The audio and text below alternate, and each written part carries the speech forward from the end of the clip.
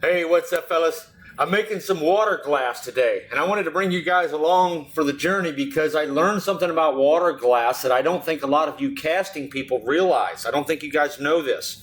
So I might be able to help you solve some problems with some of the mold imperfections you're experiencing, because I discovered that the sodium silicate water glass refractory material softens back up upon mild heating. This is what I made the first batch out of. That's cat litter.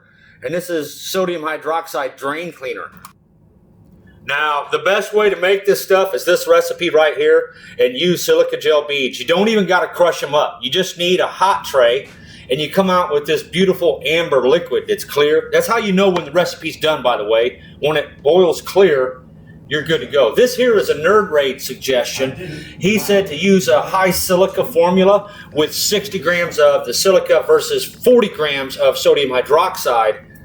And we mixed that with some sand. I added 8% by weight, which is twice as much as you actually need. It was an accident because my scale's a piece of junk. So we're doing some testing with this stuff, and the casting material has some strange properties. This is what they make cores out of for casting. But one of the things that I found is if I were to set one of these pieces back on a heating plate or something after it had cured from CO2, it becomes liquid again and then recures into this even harder material, which we see here. This does not happen without heating it up a little bit to say 400 or 500 degrees. We're at a 430 degree surface, and if it does what it did yesterday, it's going to get soft on me. And this is important because if I was going to make a mold out of this stuff like you see him do it, there it goes, look at that. Look at that. What is going on? It has become soft as sand again, guys, from the heat. So if I would have poured molten aluminum in this, we'd have been out of there. It is gooey sand.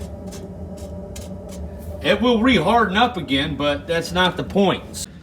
So if you go to cast a core for this out of this stuff and you pour molten aluminum all over it without first curing it in some heat, you could be in some trouble. Here's a piece that I just cured on the fire there. It did the same thing. It got real soft. It's pretty hard stuff. It has crystallized into something else. This thing is hard, guys. Like, it's hard.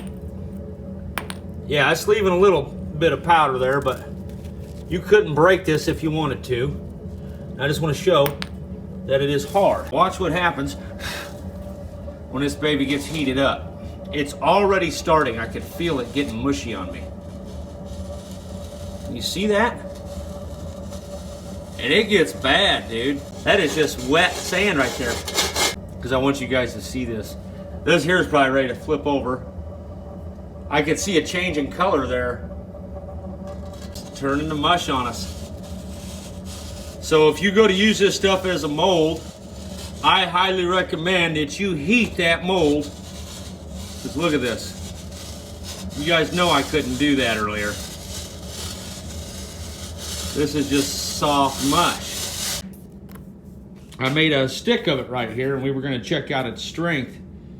This is the ingredients. So had I just cast this and then dried it, here, this is a crappy one, and then dumped liquid aluminum in there without testing it, this thing would have collapsed into a powder mush. Okay, we're still showing 400 degrees. You can see it is busting, but it's a different animal altogether. It's maintaining that hardness. Oh, see? Remember how stiff it was? Now this thing has just turned into mush, you guys. Look at that. I shouldn't have touched it. I'm going to leave this part sit, though, and just let it cook away for hours. Come on, camera. What are you doing to me here? Look at that. It's complete mush. It turned back into mush. See that? How it's fluffy even? So, if you're making molds out of this stuff, beware, this won't do it after it's cooked.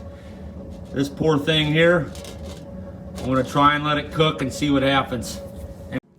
All right, so there you go, guys. Some of the most secret parts of the information were hidden in my own discovery.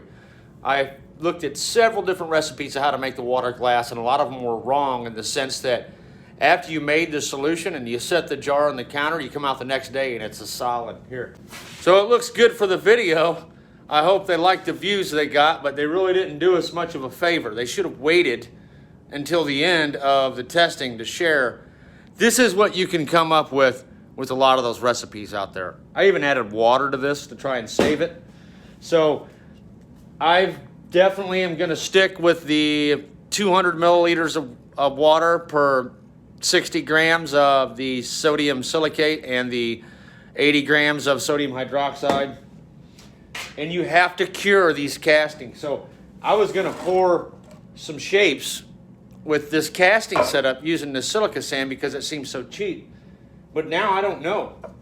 I'm not so sure that's possible at all because I'll have to cure the thing, or else as soon as I dump that liquid metal in there, it's going to get soft. And I can see where that's okay for some shapes. It's really probably not a big deal.